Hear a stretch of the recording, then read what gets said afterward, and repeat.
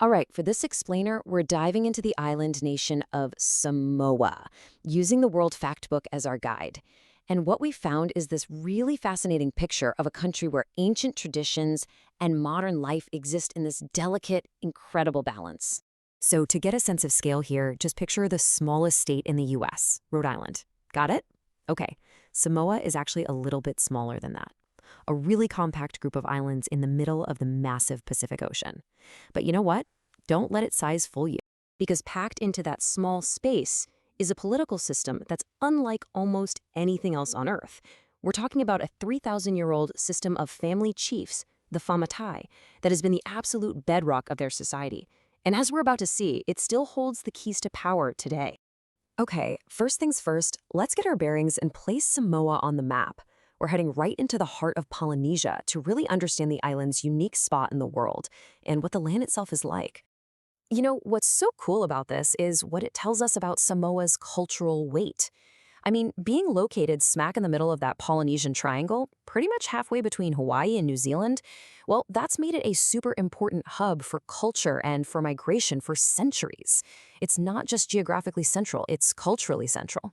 So the nation itself is really dominated by two main islands, Savai'i and Upolu. But most of life is concentrated on Upolu. That's where you'll find about 3/4 of everyone. And this is a landscape literally shaped by fire, with these rugged volcanic mountains just shooting up from the sea. It's beautiful for sure, but it's also a pretty challenging environment, always facing the threat of cyclones and even active volcanoes. That geography has definitely shaped the people, but it's their culture that truly defines them. So now let's get to the absolute core of Samoan society, this ancient system that shapes their modern world, a concept known as the Samoan Way. At the very heart of the Samoan Way is the Fa'amatai. Basically, this is the traditional system where heads of families, these leaders known as matai, are chosen to lead. And let's be clear, this isn't just some quaint cultural curiosity. It is the very foundation of their political structure, from a local village all the way up to the national government. Now, to really understand just how powerful this system is in modern Samoa, I want you to look at a number. 49. What on earth could that possibly represent? And here's the answer.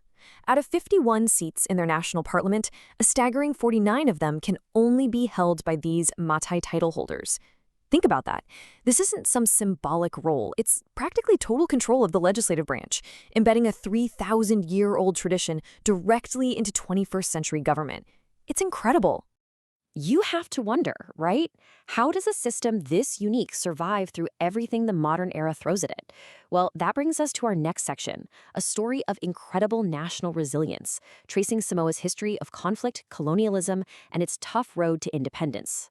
This timeline tells a story of just unbelievable endurance. The Fa'amatai system develops over thousands of years. Then colonial powers show up in the 1880s, sparking a civil war. The islands get carved up. Later, under New Zealand's rule, the push for independence turns tragic on what's known as Black Sunday in 1929. But through all of that, the spirit of resilience wins out. And the huge turning point comes in 1962, when Samoa makes history, becoming the very first Polynesian nation to reclaim its independence. That history of resilience has absolutely shaped the nation we see today. So let's take a look at what modern life is actually like on the islands, from the people to how they make a living. So what does Samoan society look like? Well, first off, it's a young nation. The median age is under 28. It's incredibly literate at 98%. It's also overwhelmingly Christian and very, very rural. Less than 18% of people live in cities. All of that really paints a picture of a tight-knit, educated, and faith-based community. Okay, so when we look at the economy, one thing just jumps off the page. The services sector is completely dominant. It makes up almost 3/4 of the entire GDP. Agriculture and industry, they're much smaller pieces of the puzzle. Now, that usually points to an economy that relies heavily on things like tourism and government services. But that's not the whole story, not by a long shot.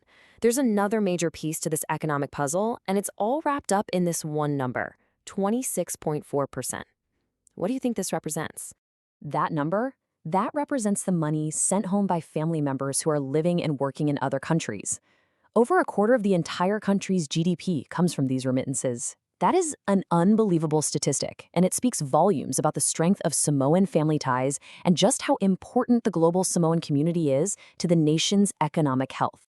So, with all of that in mind, where does Samoa go from here? Let's talk about the path forward in our final section, looking at how it balances modern challenges with these deep, enduring strengths. Like a lot of island nations, Samoa's future is totally tied to its environment.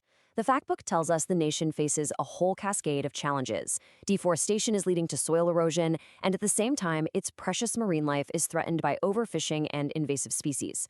Protecting these resources is, without a doubt, a critical mission. But here's the thing. It doesn't have to face these challenges alone. Samoa has built some really important relationships for security and stability. It has an informal defense tie with New Zealand going all the way back to a 1962 Treaty of Friendship. And it has what's called a shipwrighter agreement with the U.S. This allows American forces to help patrol Samoa's huge maritime territory, which is crucial for protecting its fishing resources from illegal activity. And that really brings us full circle, doesn't it? Samoa is a nation that's completely defined by this dance between its ancient past and the modern world. So the real question isn't whether tradition can survive. It's how a 3,000-year-old system like the Fa'a will guide the nation's future through huge challenges like climate change and globalization. It's a fascinating question to think about. Thanks so much for joining us for this explainer.